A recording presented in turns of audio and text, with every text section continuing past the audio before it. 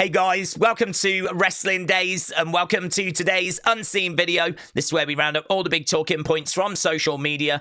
We're going to start with some moody news. I don't want to start with moody news. You don't want me to start with moody news, but we've got a little bit of moody news. It's all to do with Ridge Holland, TKO, WWE. I'll try and get through it as quick as I can. I'll try and bring you up to speed as well if you don't know what's happening. But basically, Ridge Holland used to work with WWE and then got told, we're not going to renew your contract anymore, right? We're going to part ways. That happens all the time, every year. Like, we see lots of people leaving WWE, contracts not being renewed.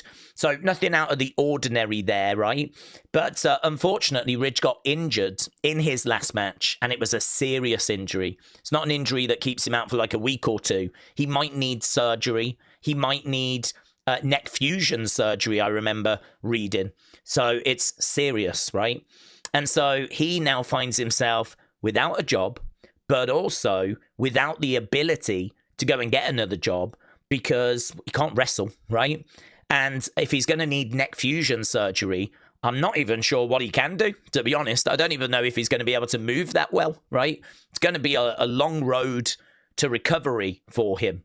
And so, yeah, he is just screwed, really. And he said as much online.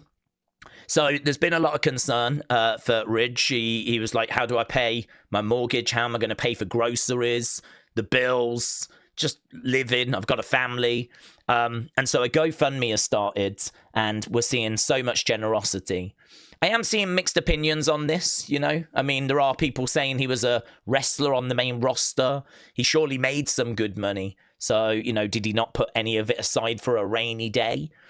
So there are some people that are saying that. I don't know what his financial situation is. I'm certainly not saying that. I feel sympathy for him. The guy's down on his luck, lost his job, horrible injury.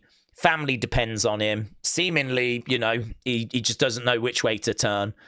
And this is where we're seeing the kind generosity of the wrestlers, and not just WWE wrestlers. I did see, I think, Kyle Fletcher of AEW had donated. I haven't looked at like a whole list of wrestlers that have donated, but I keep seeing the odd name here and there. This is the one that I saw that I knew would catch most attention. Chelsea Green has donated $1,000 a month. How awesome is that? Well, that's amazing. So, Ryder, thank you. There's another wrestler that's donated as well. Omos has donated $1,000 a month as well. So, Mitchell, thank you. And this has been kind of the story throughout the day. I think people have been keeping an eye on this. And every time someone new donates something, it kind of, you know, flags up as like a news story. So it's kind of kept the Ridge Holland situation in the news throughout the day. And Ridge Holland has been in the news throughout the past few days. WWE could have made all of this go away. I don't even think they would have noticed, say, 100 grand. You know, just if they'd given him 100 grand to cover mortgage, bills, whilst he recovers from this injury, hopefully that would get him through to when he was back to full health, and then he can go off and wrestle and earn his own money again, right? But they decided not to do that. They are covering his medical expenses, though, apparently. We do need to point that out. But, yes, you know, it's one of those. It has divided opinion. And there's another thing we've got here as well that might divide opinion. Edward, thank you. So here, WWE, this coming from Wrestling Observer Radio, WWE reportedly are not going to pay talent extra if they work for TNA or AAA. Back in the day, if you was to go and work for a different company, you would get a bonus. Apparently, they're not doing that now. I do kind of agree with this one, to be honest, right? Which might surprise people. But I do kind of agree with this. Because what WWE are saying is we don't do as many shows as we used to. Back in the day, we used to do like live events every weekend. We don't really do those anymore. We've really like cut back on the amount of live events that we do. And so because we've reduced the number of shows, that means that a lot of wrestlers are just working like once a week. They're working Raw or Smackdown, and that's about it really, right? They're not having to do like all of these house shows. There's not these big loops of live events, right, throughout the week like there was going back in the day. So when a lot of these wrestlers signed their contracts, they were getting paid X amount to do so many dates. Well, now the dates have gone down The money has not gone down. The money has stayed the same, but the amount of shows they have to work, that has gone down. So I kind of see what WWE are saying. They're like, okay, if this is the situation, if we need you to work AAA or, TNA, do the odd show, you're still well below kind of where we was when we sat down and negotiated your contract. So as a result, you're winning. Like, you're getting money for a load of shows you're not actually working, which I do see the logic to that. I can see where they're coming from with that, right? Obviously, not everyone agrees. A lot of people looking at this going, oh my God, just another example of TKO being awful, right? This one, as I said, it doesn't bother me as much as the Ridge one, to be honest. I think the Ridge one bothers me a lot more than this one, but this is one that I think will divide opinion, right? So there we go. A couple of moody little things to kick off the video with. I wish we didn't have to, but it's behind us now. We can turn our attention to Smackdown. That, of course, is the next show that's coming up. We'll be live for Smackdown. If you want to talk about either of those things we just spoke about or anything that's in Unseen, jump in. We always start a few hours before the show. Try to get through into the comments. We always like to get stuck into some topics, though, so I don't always get to as many comments as I would like, but, I try my best. So, yes, here is Smackdown. It's going to be in Greenville after a successful title defense against Drew McIntyre at Saturday night's main event. What is next for Cody Rhodes? I think this is going to be really interesting. I want to know the reaction that Cody gets. I think it's going to be good, but yeah, there is just a little bit of question mark in there, isn't there? With him winning against Drew thanks to the DDT onto that belt. That was just happened to be kind of right there, and so he used that belt to obviously retain this championship. I'm certain Drew's going to make his presence felt. I'm sure Drew's coming out. I feel pretty confident, and I don't know this 100%, but I feel pretty confident we're going to do a rematch at Survivor Series. I know the original plan was Cody Drew Survivor Series, so it makes sense that they just stick with that, really. So yeah, I'm thinking that's what we're going to do, but I'm looking forward to this segment and I'm looking forward to finding out. NXT news, Chelsea and Ethan obviously are the mixed tag team champs. Well, it's been announced on Thursday they will defend those titles against Thea Hale. I almost put my finger up her nose there, and Joe Hendry as well. So this is going to be a mixed tag team championship match. It's going to go down at NXT Gold Rush on November 18th. Now, I believe that's a Tuesday. What they're doing is they're going to make a couple of NXT shows specials called Gold Rush. It's where we're going to see Evolve titles, TNA titles, AAA titles, NXT titles, all being defended on those shows. So it's just going to be championship matches everywhere. This being one of them, of course. So this won't surprise anyone. If you saw NXT this week, it was quite obvious that it was going to go this way. But we did get the official announcement for that match. And then a bit of news here for Bianca. So this coming from Body Slam Net. There is a belief within WWE that Bianca Belair will return in early 2026. So if you was thinking she was going to be a part of Survivor Series or come back at Survivor Series or even potentially be seen in 2025 competing, it seems like the rumor mill is saying early 2026, maybe a Rumble return.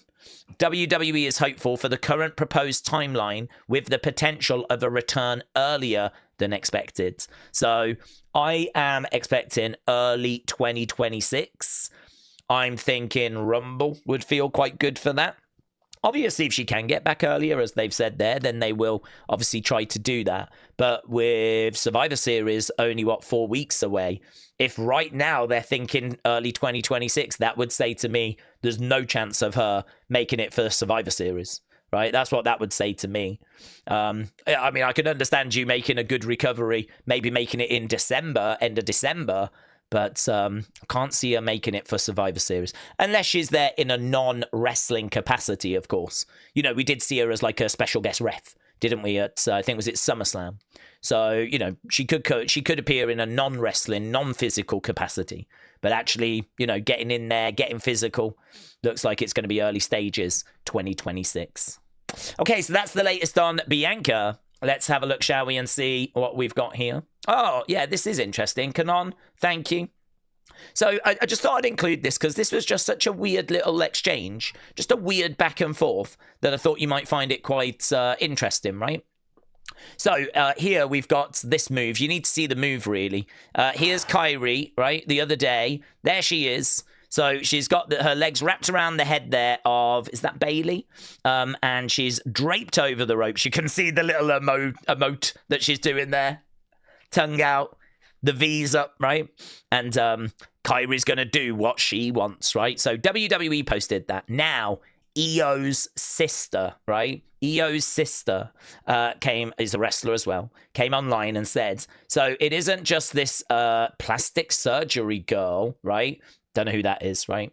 That's copying me. But even WWE players are using my original move. I came up with such a good move. Me, dub. Right? So she's basically saying, that's my move. Everyone's using it now. Like, yay for me, you know? So here's Kairi, right? The official Kairi account.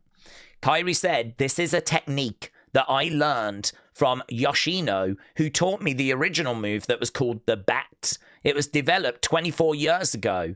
I have received direct permission to use it from the person himself, right? So she's saying, look, I don't mean no disrespect, but I believe it to be his move. He taught it me. I had his permission to use it, okay? She carries on as well, right? She goes, I am using the technique you taught me with great respect and care, but I apologize if it overlaps with some... So she's basically saying, I'm using the move he taught me that I got permission to use. I'm really sorry, though, if it overlaps with your move, right? It's what this is. It might seem the translations aren't great. I don't sense there being any hostility from Kairi. I do think that Io's sister was a bit kind of put out of place. Like, I can't believe everyone's just stealing this move of mine, right? But she responds now, and she said, I was here way earlier, mind blown. I'm so embarrassed I messed up. I think what she's saying is that she didn't know the move existed earlier. Like, it was here way earlier. I'm so embarrassed I messed up, right? Then we've got Kairi respond. So Kairi comes back.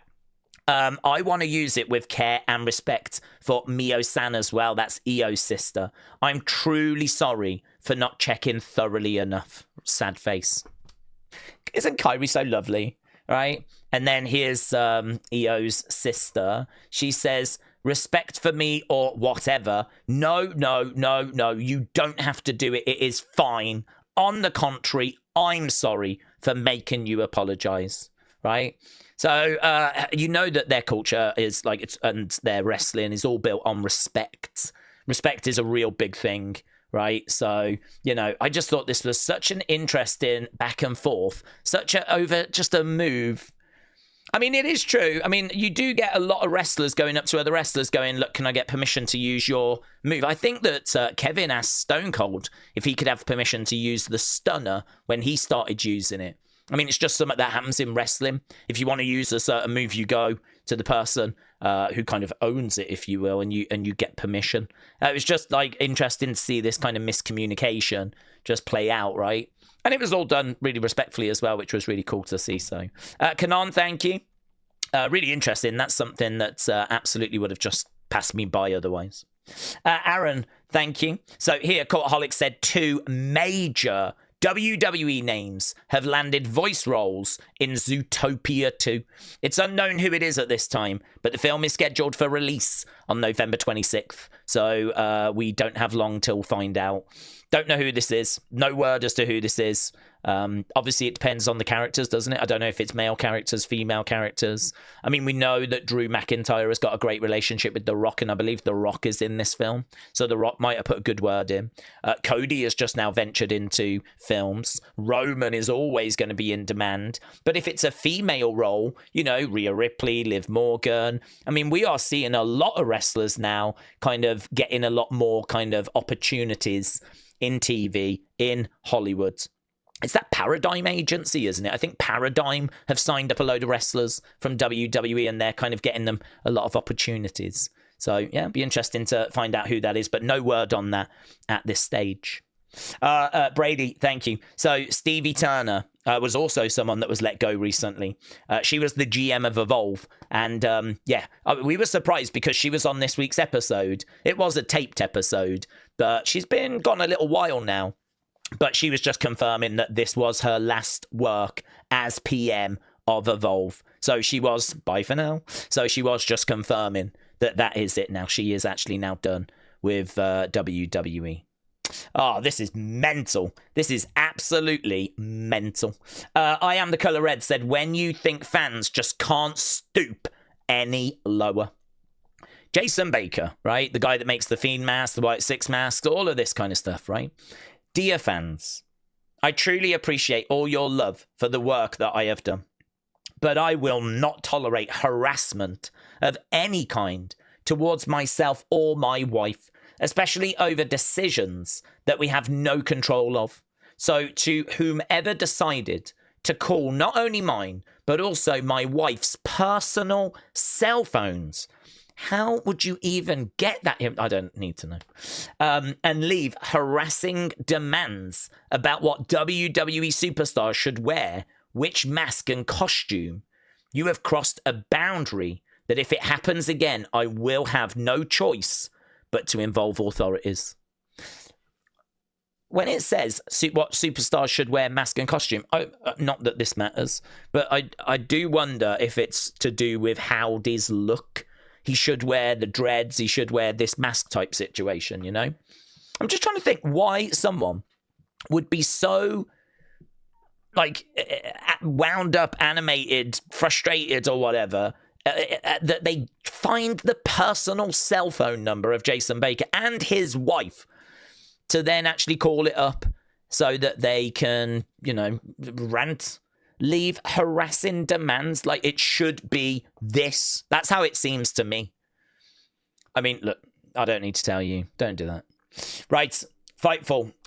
Just sharing this John Cena post. So John Cena went and trained at the dungeon with Natalya and TJ, right? How cool is that? Brilliant. So here he says, the brilliance, ability, and generosity of TJ and Natalya is astounding. The dungeon's existence shows how dedicated my two friends are to the industry we love. Dungeons rules. It's invite only. The cost? $0. There's zero fees. It's paid in passion and hustle. If you flake out, your invite is revoked, removed. All they ask is all any audience asks. Give everything you have. That's great, isn't it? That's great. He went and, took some pictures with people that were training there. I think he was probably he gets inspired quite easily, I think. But I think he was really inspired when he went as well. It's a lovely message, that. I thought that was really, really cool. Really, really cool. Oh, this is not cool. So look at this. WWE have posted a playlist of all the times Drew lost in world title matches. What the flip?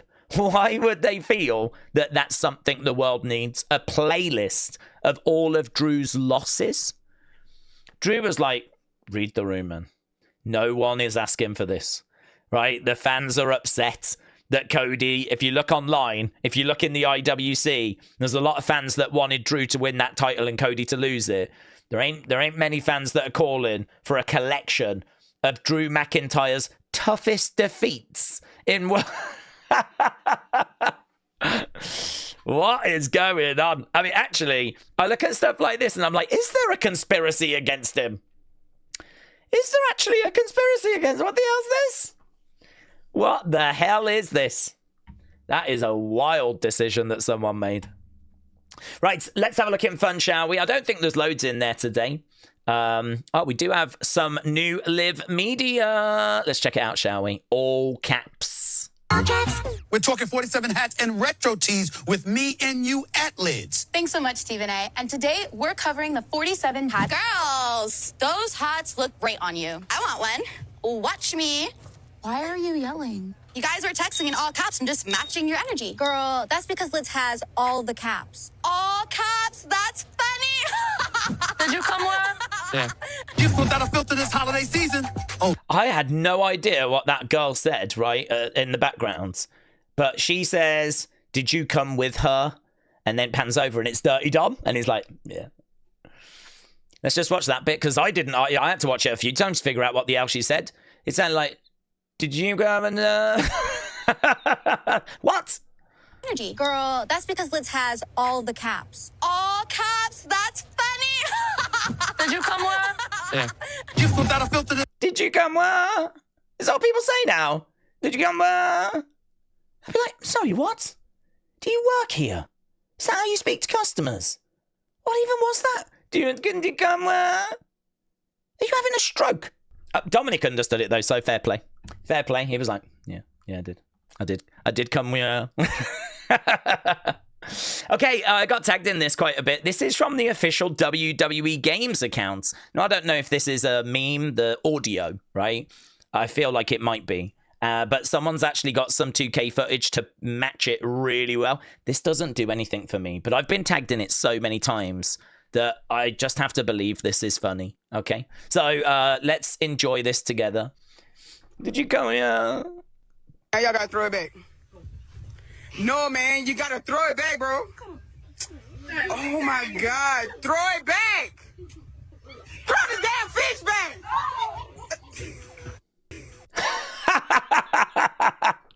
I think that works better if you've seen the original.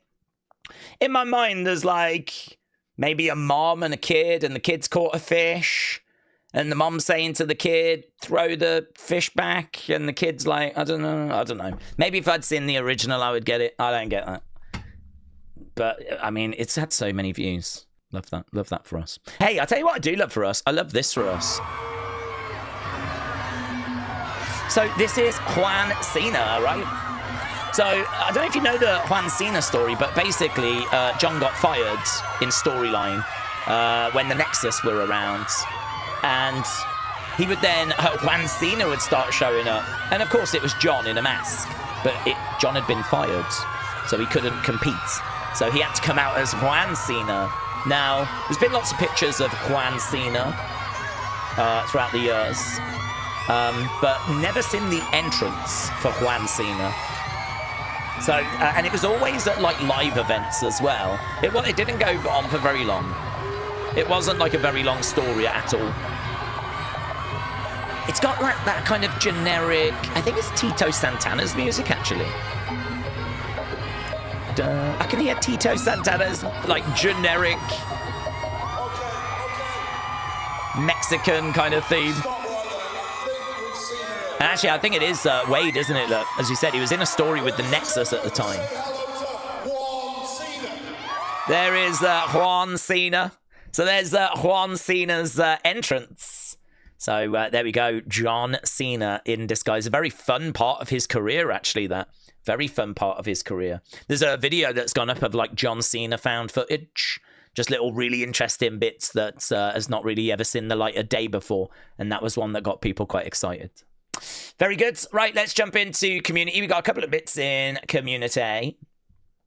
Okay, we have got a comment from Sergeant Slaughter for Eater of Pies. Congrats, my friends. Very, very good. And check that out. Undeniably, Martin said she's a beauty. Black and golds. Had to wait too long for this, but yes. So there we go. Undeniably, Martin has managed to get the Seth Rollins Money in the Bank briefcase. Very nice. Very nice. Very good. And then I think we go over to thanks. So yes, Nico. Appreciate it, my friends. That will bring us nicely into the thanks folder, and we can wrap this up. So, Wrestling Voids, Chanel, Sweet Chin Wrestling, Wrestling's biggest fan, Armando, Claire Webb, Looney Ninja, Silverback, and Edward. There we go. Really appreciate the support, guys. Hope you enjoyed this episode of Unseen. Don't forget, we're back later with Smackdown. And, of course, we'll have another Talking Points video, breakdown video for Smackdown. And we'll have another episode of Unseen. Thanks for watching. Bye for now.